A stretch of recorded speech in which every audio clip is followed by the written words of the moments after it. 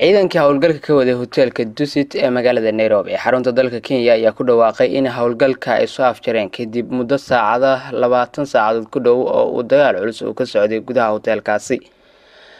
madaxweynaha wadanka Kenya Uhuru Kenyatta ayaa sheegay in la soo afjaray howlgalka ka dhanka weerarkii Al-Shabaab ay ku soo qaadeen hoteelka Dusit D2 ee ku yaala galbeedka caasimadda Nairobi. madaxweynaha ayaana xaqiijiyay in ay ku dhinteen dad gaaraya 15 ruux weerarkaasi. waxa sidoo kale uu sheegay in la dilay dhammaan kooxihii weerarka ka dambeeyay oo ka tirsanaa ururka Al-Shabaab oo weerarka sheegtay.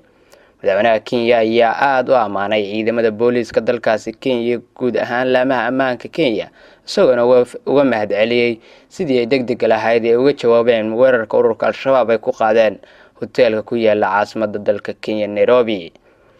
dhinaca kale midowga Afrika ayaa warka soo saaray iyagana weerarkaasi magaalada Nairobi hoteelka ku yaala lagu qaaday ay sheegteen ururka Al-Shabaab. gudoomiyaha guddiga midowga Afrika Musa Faki ayaa cambaareeyay weerarka lagu qaaday hoteelka Dusit D2 ee ku yaala magaalada Nairobi.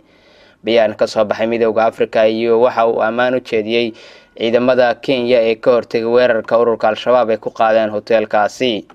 dowladda Soomaaliya ayaa iyaduna goor hore ka soo saartay war-saxaafadeeda weerarka ururka Al-Shabaab ay ku qaadeen hoteelka Dusit 2 ee ku yaala magaalada Nairobi caasimadda dalka Kenya. dowladda Soomaaliya ayaana uga tacsiyay shacabka Kenya dadkii ku geeriyooday weerarkaasi ay kooxo ku soo qaadeen hoteelka ku yaala magaalada caasimadda dalka Nairobi. dhinaca kale hay'adda lanqayrta cas ee dalka Kenya ayaa iyaduna sheegaysa in ugu yaraan 24 qof ay ku dhinteen weerarka ka dhacay magaalada Nairobi xarunta dalka Kenya.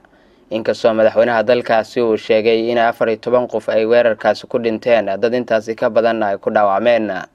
ugu dambeyntiina waxaa xarunta la dhigo meydka ee Jirimo ee ku taala magaalada caasimadda Nairobi jooga ama ku soo qulqulaya dad badan oo raadinaya qaraabadooda ama ehelkooda ka maqan xilli galbeedka Nairobi uu ka dhacay weerarkaasi ay ka geysteen ururka Al-Shabaab sida ay sheegtay dowladda Kenya. meydadka dadkii ku dhintay weerarka ayaa waxaa la geeyay xarunta Jirimo. dadka ku dhintay weerarkan ay ururka Al-Shabaab ku soo qaadeen hoteelka ku yaala magaalada caasimadda Nairobi dalka Kenya ayaa waxa isugu jira dal u dhashay dadka iyo sidoo kale ajaanib ka soo kala jeeda wadamada Geeska Afrika iyo sidoo kale ajaanib ka soo jeeda wadamada reer galbeedka.